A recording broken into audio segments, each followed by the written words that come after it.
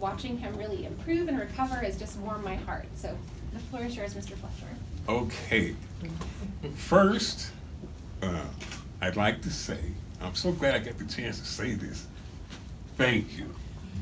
Thank you, Jennifer. Jennifer, Camille, Carol. Woo! Without them three, I definitely would not be number 100. I wouldn't be here. I just got done with my PT, so I'm a little out of breath.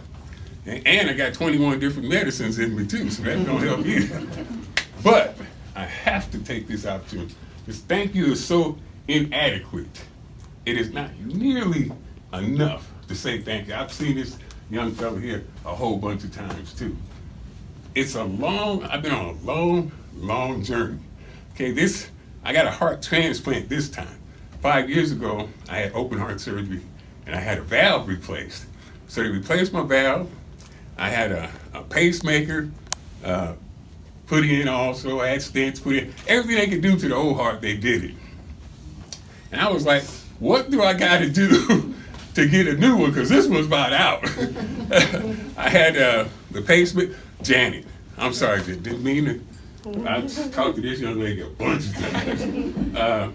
So I was like, what do I have to do to get another heart? Because this was gone. And I tell you, during my first open heart surgery, I flatlined 3 times. And of course, I wouldn't know about that. My doctor had to tell me. And he said, hey, Mr. Fletcher, we don't know what happened, but you flatlined 3 times. We had to fight really hard to get you back. So I give a whole bunch of credit to the physicians, but if you guys don't mind, when the doctor said that he don't know what happened, I give credit to the good Lord for that one and stepping in. So I give you guys all the credit. The doctor was a wonderful physician, and the nurses, the bedside manner.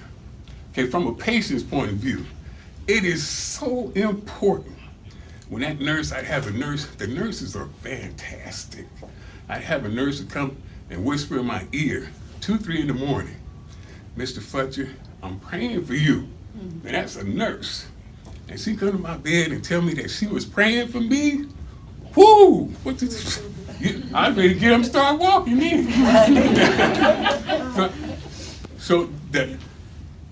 I'm not going to talk too long. I told them they had to tell me to shut up. But after having a heart transplant, and you remember, I'm almost 60 years old. I'll be 60 on my next birthday. When I was a kid, a heart transplant was like a Frankenstein movie. They don't do it. They didn't do it. They didn't do it in 59. They didn't start doing it, I think, till 68. So at 59, early when I was a kid, that would have been unheard of, impossible. Don't happen. But here I am, number 100. I've been through a lot. We've been through a lot to try to get here. My heart stopped 2 more times before I had the transplant done. Pacemaker had to kick in. I'm sitting there talking to my wife. 1 minute, hey honey, how you doing? Next thing you know, I'm out. I'm gone. 2 minutes later, pacemaker kicks in, and I'm talking to you now. So I've had a long journey, and I had a whole lot of help. When Carolyn first met me, I was in a wheelchair. I couldn't walk around. I'm strolling now. And she didn't even know what I looked like, because I had to have my head down. But number 100 is standing here. You can see my shirt. I'm blessed. I'm blessed to be here. Thank you, everybody.